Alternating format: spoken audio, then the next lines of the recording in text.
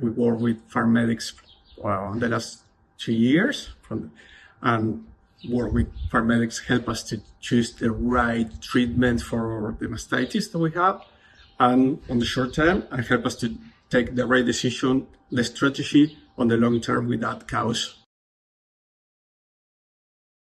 Every time that we have a clinical mastitis, and after we have the herd test results to that millionaire cows, we sample them and check what is happening with them. We have a reduction of 30% compared with the last season. We start trying to not to overmilk the cows.